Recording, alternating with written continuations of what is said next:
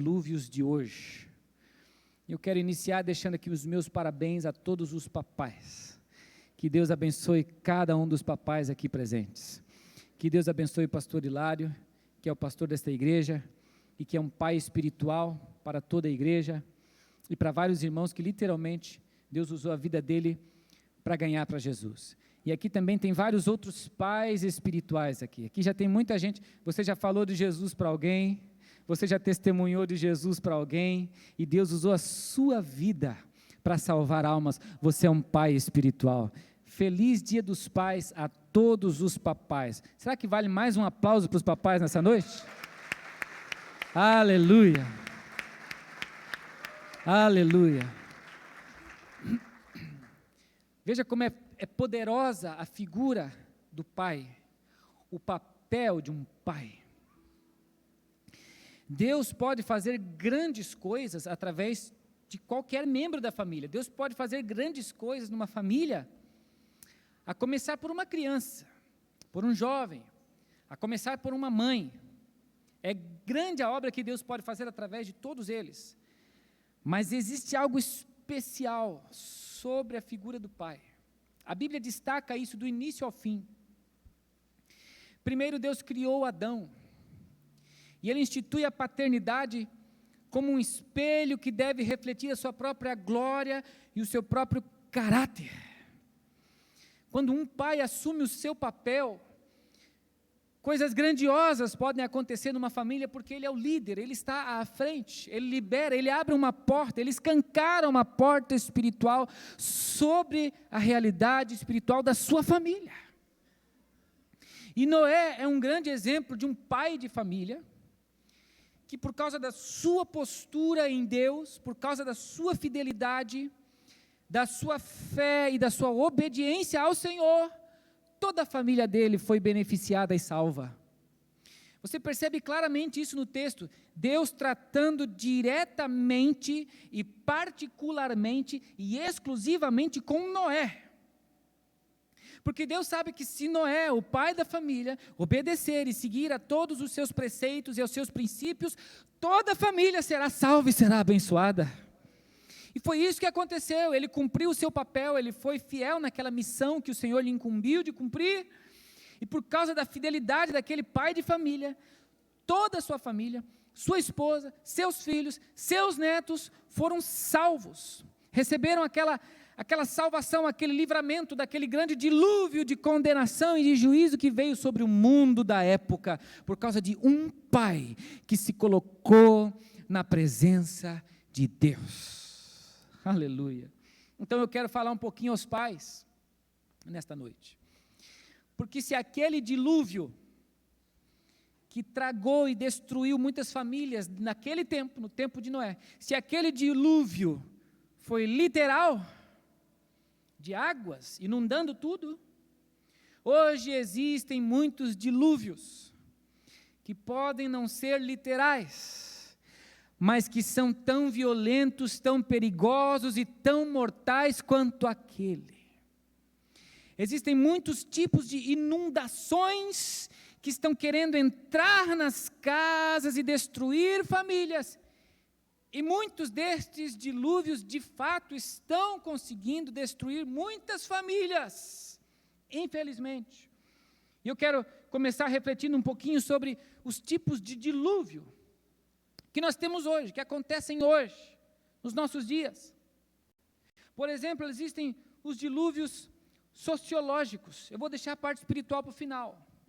Mas existem dilúvios sociológicos, de crianças, de filhos, que estão sendo formados de uma forma equivocada, e quando chegar a vez deles, de eles assumirem o papel deles na sociedade, eles não estarão prontos para cumprir este papel com excelência, de forma produtiva e abençoadora para a sociedade, de uma forma geral. É o que nós estamos vendo já, isso não é uma coisa que vai acontecer, isso é uma coisa que já está acontecendo. E nós poderíamos aqui trazer muitos exemplos, muitas exemplificações disso, mas eu vou trazer só 2 rapidamente. Por exemplo, crianças que hoje estão sendo mimadas, extremamente mimadas, serão fracas amanhã. Pais que não conseguem dar limites, que não conseguem exercer a autoridade bíblica sobre os seus filhos, e que fazem todas as vontades dos seus filhos, que estendem tapete vermelho para os filhos, que quase não são capazes de dizer um não para o filho. Eles podem achar que estão fazendo bem, mas na verdade estão fazendo mal. Hoje existem filosofias, literalmente filosofias, autoridades aí do mundo acadêmico que falam sobre essa abordagem positiva, em que você deve dizer sempre sim para o seu filho, porque o não, ele traumatiza. E se você não disser não, aqui vem a realidade, agora eu vou dizer a realidade agora, se você não disser não, se o teu filho, se a tua filha não aprender a conviver com os nãos da vida, com as limitações da vida, com as restrições da vida, com as frustrações da vida, dentro da tua casa, ele vai ter que aprender da pior forma, quando ele estiver do lado de fora, porque o mundo não vai se curvar para ele. Ele não vai chegar do lado de fora e vai encontrar todo mundo estendendo tapete vermelho para ele. Ele vai chegar do lado de fora e vai encontrar um mundo selvagem, onde a competição é dura e cruel, e as frustrações da vida são inescapáveis, e ele não vai saber lidar com essas frustrações, porque criaram para ele um mundo perfeito dentro de casa. Mas é necessário que se levantem pais fiéis a Deus e à palavra de Deus e a esses princípios que são até humanos, que ensinem seus filhos a lidar com as dificuldades da vida, com as restrições, com os nãos, com os impossíveis, com as coisas que são difíceis e que vão exigir dele força, insistência, perseverança, garra. Caiu, levanta. Não conseguiu, tenta de novo. Te disseram não, é só um não, continua. Mas hoje nós temos adolescentes e jovens fracos, que não têm peito para nada, que não têm força para nada, porque foram super protegidos, porque são da geração do mertiolate que não arde. A geração do mertiolate que não arde. Eles não sabem o que eles estão perdendo. Nós precisamos voltar para o mertiolate que arde. Algumas coisas não mudaram, como dizia minha avó: o que arde cura, o que aperta segura. A varinha da disciplina, conforme nos ensina Provérbios, continua tendo um papel essencial na formação de filhos segundo Deus. O não de um pai, por isso que Jesus disse: seja o vosso sim, sim, e o vosso não, não. Jesus não disse só seja o vosso sim, sim, apenas sim. Jesus disse: seja o vosso não, não. Existe o não no nosso vocabulário. Tem que existir. Filhos mimados, filhos abandonados, humilhados dentro da própria casa. Um pai ausente, um pai distante, vai gerar um filho fraco emocionalmente amanhã. Você precisa ser um pai presente, um pai que se importa, que observa, que está junto. Mas nós também temos os dilúvios ideológicos. Nós estamos vendo a formação de filhos cegos hoje em dia, porque a ideologia, ela cega as pessoas. Ela consegue fazer a pessoa acreditar naquilo que não existe, naquilo que não faz o menor sentido. Alguns chamam isso de pós-modernidade. Estamos vivendo tempos em que uma pessoa decide acreditar que ela não é mais uma pessoa, ela é uma árvore. E ela sai por aí dizendo que eu sou uma árvore. E ai de quem disser que não, porque ela é uma árvore. Ideologias que estão entrando para deturpar a identidade bíblica de um homem de Deus, de uma mulher de Deus. Foi Deus quem criou o ser humano conforme a sua própria imagem e semelhança. A Bíblia revela qual é o desenho, qual é o retrato, qual é o propósito de Deus para a criação. Mas a gente está vendo tantas outras coisas sendo jogadas como verdades, do tipo: você pode ser isso, você pode ser aquilo, você pode ser o que você quiser, você pode ir contra as coisas mais óbvias do mundo, mas seja tudo o que você quiser, e ninguém tem direito de dizer não. Existem vários tipos de ideologias, como por exemplo a ideologia de gênero. A pessoa resolve dizer: eu não sou mais homem, eu sou mulher. A pessoa resolve dizer: eu não sou mais mulher, eu sou homem.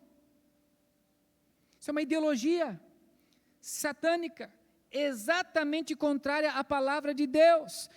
Deus criou homem e mulher, macho e fêmea os criou, conforme a imagem de Deus os criou.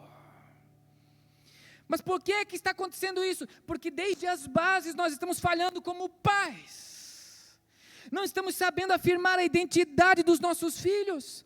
Não estamos sabendo explanar para eles, biblicamente, a verdade de Deus.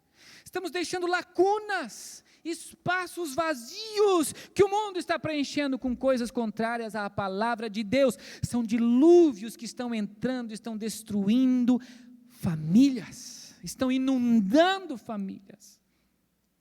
São dilúvios intelectuais. Hoje nós estamos vendo uma geração de jovens que não passam no vestibular, que tiram notas ruins.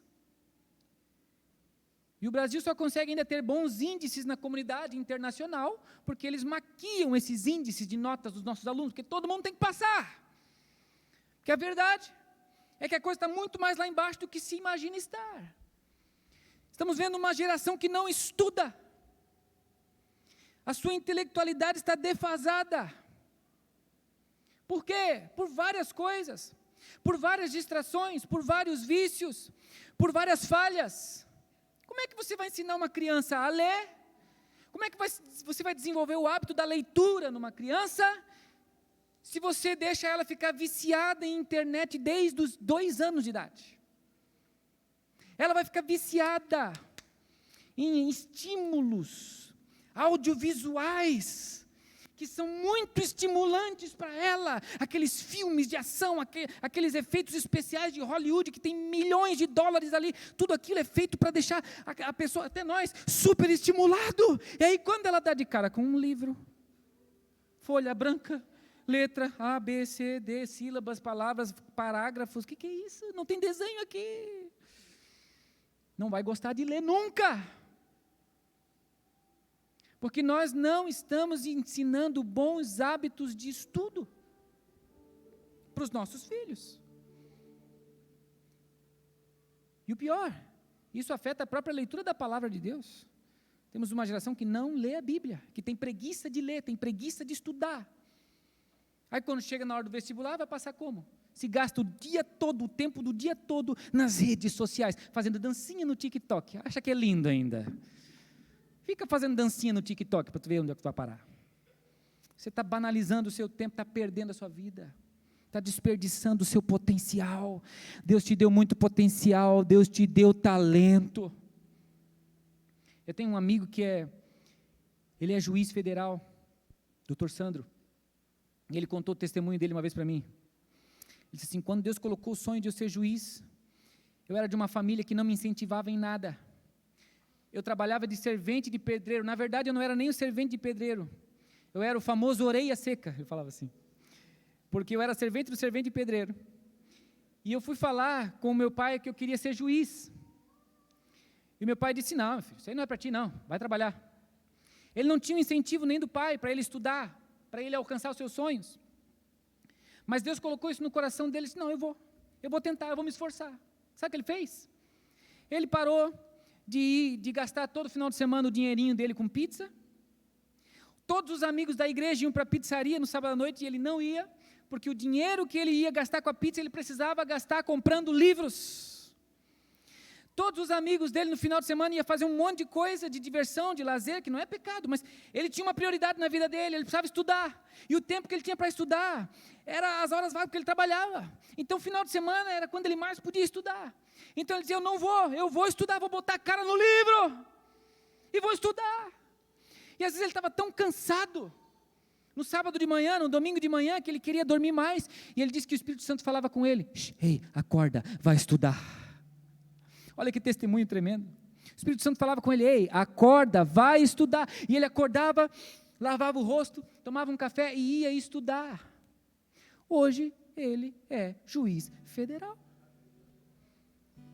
Percebe como nós estamos vivendo tempos em que o óbvio precisa ser explicado de novo? Como é que você vai conseguir passar em provas difíceis se você não estudar? Se não botar a cara no livro, se não pagar um preço? Mas você, pai, é um grande responsável por isso. por gerar uma rotina saudável de crescimento dentro do seu lar. A Bíblia diz que Samuel crescia em graça, em estatura diante de Deus e diante dos homens. A Bíblia diz a mesma coisa sobre João Batista e a mesma coisa sobre Jesus. Eles cresciam em todos os aspectos. Seus filhos precisam crescer em todos os aspectos. Então proporcione para eles um ambiente familiar que os instigue, que os inspire, que facilite esse crescimento deles. E você vai colher grandes bênçãos, grandes alegrias daqui a algum tempo.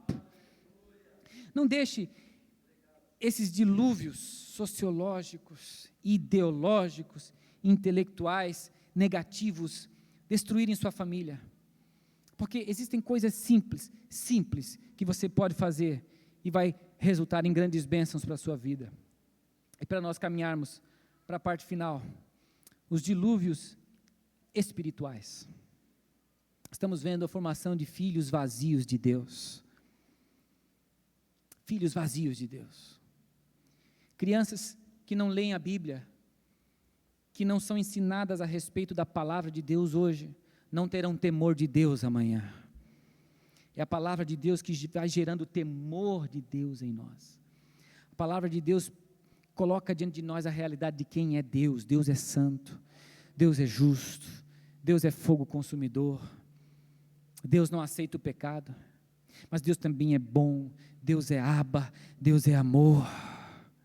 Isso vai gerando esse coração temente a Deus, voltado para Deus, prostrado diante do Senhor, diante da santidade de Deus, da majestade de Deus, esse coração que contempla a beleza do amor de Deus. Mas nós não estamos mais vendo muito disso, porque a Bíblia está sendo deixada de lado. Ensine a palavra de Deus aos seus filhos. Conte as histórias da Bíblia, leia os textos com eles, faça-os memorizar. A Ellen, desse tamanho, já sabe falar de Gênesis a Apocalipse, a ordem dos livros da Bíblia. Estamos decorando os 10 mandamentos, as 10 pragas do Egito, as bem-aventuranças do Sermão do Monte. Você acha que isso vai abandonar a vida deles? Nunca mais. Eu lembro até hoje dos versículos que eu decorei quando era pequenininho assim, meus pais me ensinaram. Desde pequenininho, Salmo 1, Salmo 23, Mateus 5, Êxodo 20. Isso é uma flecha no coração do seu filho, isso é uma semente poderosa no coração do seu filho. Ei, pai, seu filho precisa ver você com a Bíblia aberta. Seu filho precisa ver você se alimentando da palavra. Seu filho precisa olhar para o pai dele e dizer: o meu pai ama aquele livro, o meu pai se alimenta daquele livro, o meu pai é um grande homem e eu vejo que aquele livro está guiando os passos dele. Eu também quero isso para a minha vida. Filhos que não aprendem a orar desde pequeno serão filhos vazios. Nunca vão pagar um preço na oração se algo não acontecer. Filhos precisam aprender a orar desde criança, ver seu pai orando, ver sua mãe orando, ter os cultos domésticos acontecendo dentro de casa. Você vai ver as experiências que você vai ter com Deus, com seu filho, com a sua filha, com seu cônjuge, nos cultos domésticos. Não precisa esperar domingo à noite, não precisa esperar célula, faça culto todos os dias.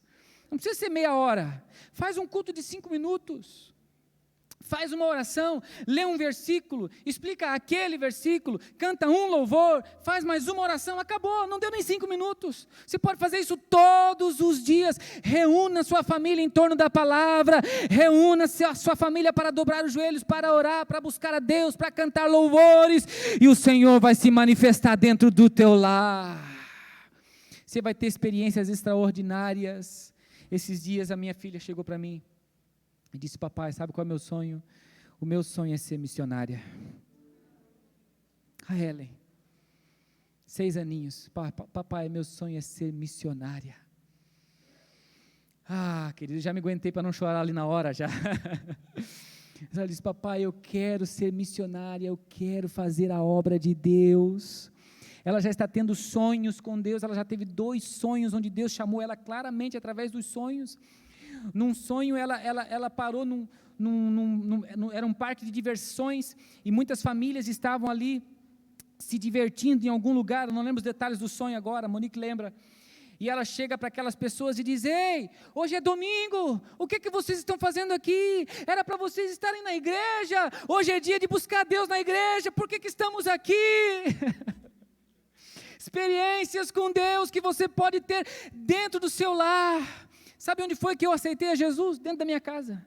Sabe onde foi que eu recebi o batismo no Espírito Santo? Dentro da minha casa aos 13 anos de idade. Deus vai derramar poder e unção sobre a sua vida, sobre a sua casa, sobre a sua família, se você conduzir a sua família ao altar da oração. Ao altar da oração. O pecado hoje está se multiplicando e está assumindo formas diferentes para atrair, para raptar o coração da família. Ele se disfarça, e o que era errado não é mais, o que era terrível agora é até legal, porque ele vai ganhando outras formas, outras máscaras, outros nomes, outros parceiros, porque ele consegue ter influenciadores digitais que fazem o que é errado como se fosse algo bom, e de repente tem uma multidão seguindo aquele influenciador digital, porque ele é famoso, ele é legal, ele é descolado, e faz aquilo, então vou fazer também. E o que algum tempo atrás seria escandaloso, hoje já é normal.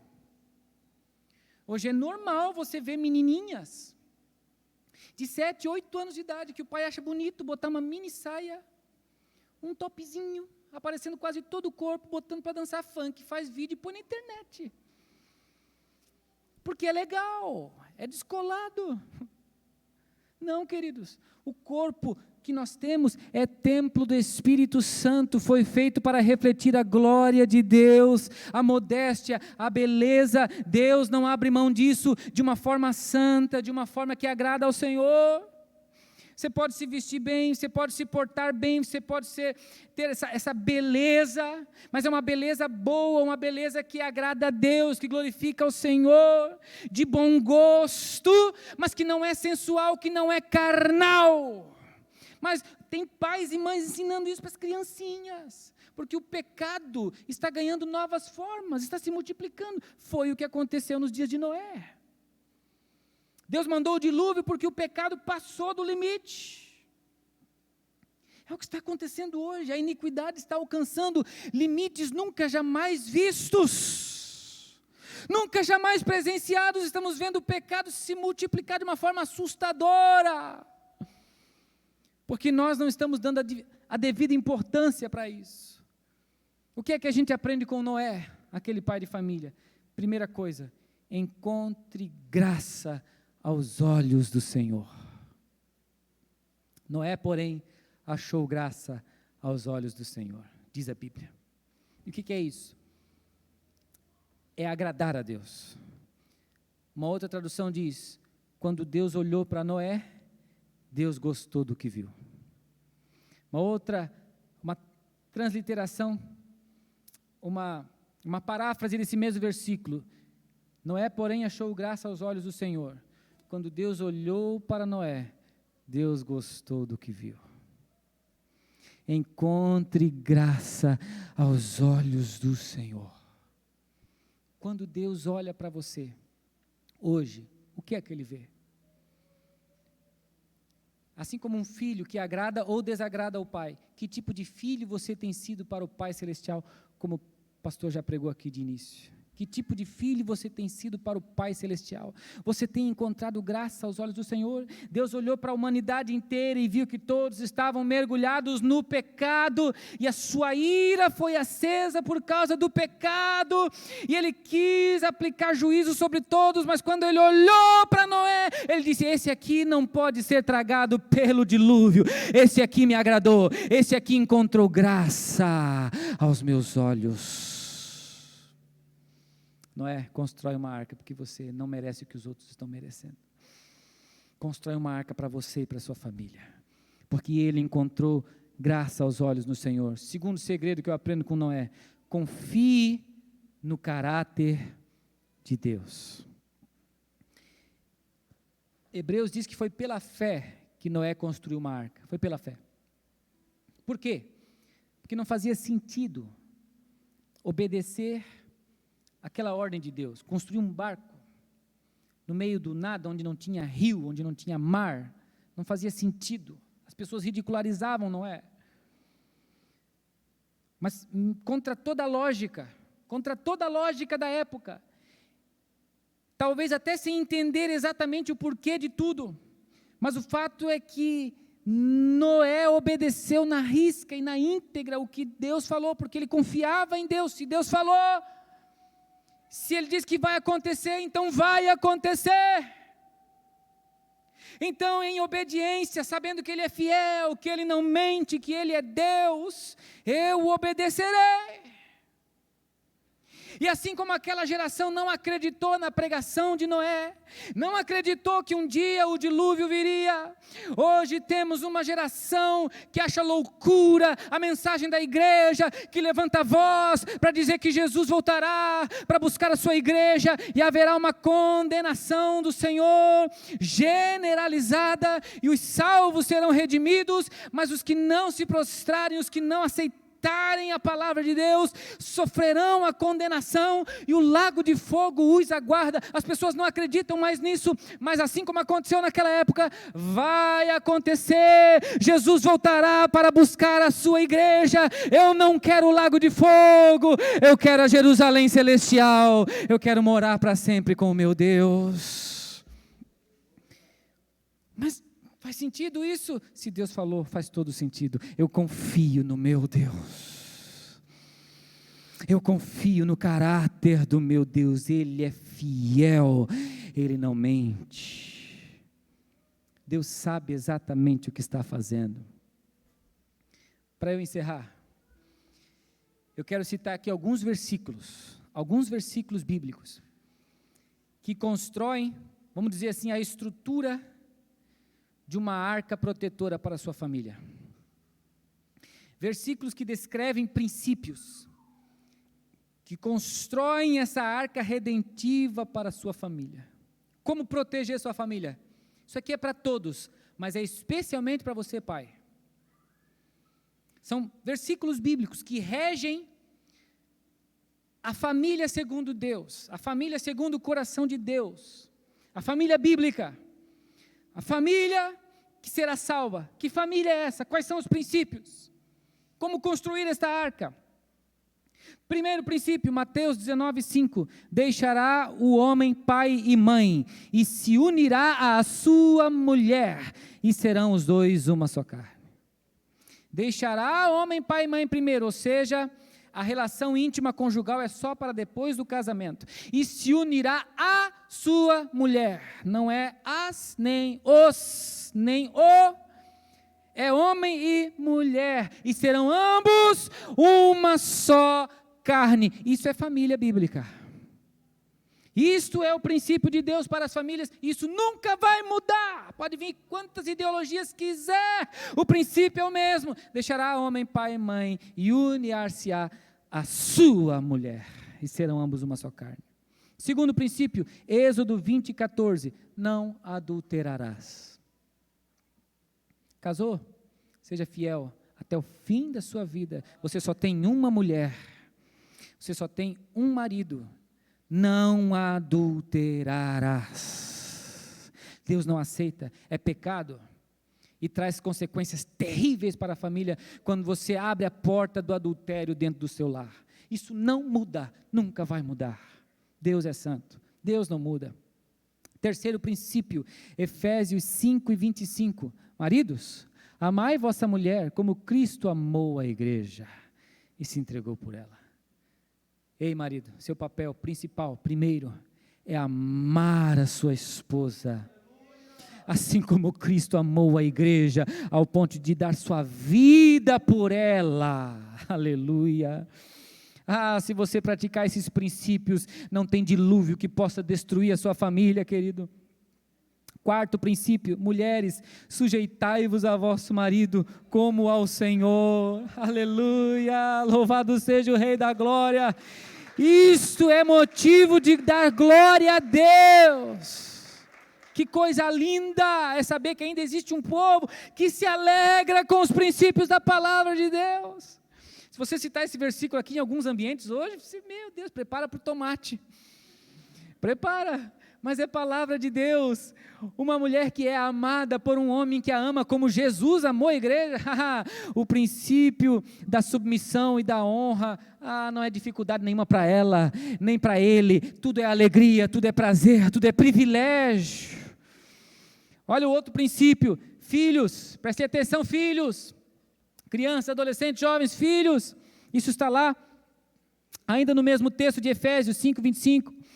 O versículo 22, já citei também. Agora, filhos, sede obedientes a vossos pais no Senhor, porque isto é justo. Honra teu pai e tua mãe, que é o primeiro mandamento com promessa.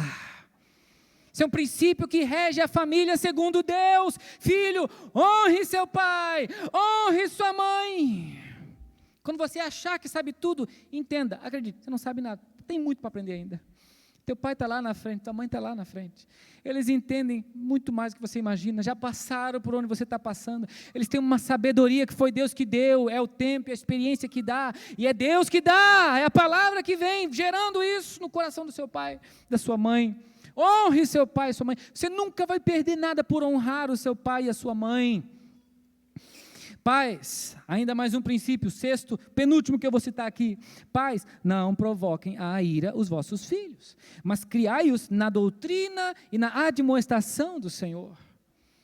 Então, papai, papai, não provoque a ira do seu filho, mas crie ele, crie ela na doutrina e na admoestação do Senhor. Não exerça autoridade só para mostrar que manda. Não é isso a autoridade. A autoridade não é uma autoridade que você exerce só para se orgulhar. Está vendo? Eu mando mesmo. Pensando o quê? Não, querido. Quando você faz isso, você acaba passando do tom. Mas quando você tem em mente e no coração o motivo certo, o jeito certo, o propósito certo e a essência certa, que é o próprio amor de Deus, você vai exercer a autoridade como o próprio Jesus exerce a autoridade sobre a igreja. De um jeito amoroso que cativa o coração da noiva, sem provocar ira, pelo contrário, mas gerando ainda mais amor, ensinando-os na admoestação e na doutrina do Senhor. E o sétimo e último princípio, os filhos são herança do Senhor. Filho nunca vai ser um mero feto que você tem o direito de matar. Nunca. O salmista Davi disse: o Senhor me entreteceu no ventre da minha mãe. Filhos são obra de Deus, eles são uma obra de arte do Criador, eles são herança do próprio Senhor, eles não são Deus, eles estão aos seus cuidados e sob sua responsabilidade.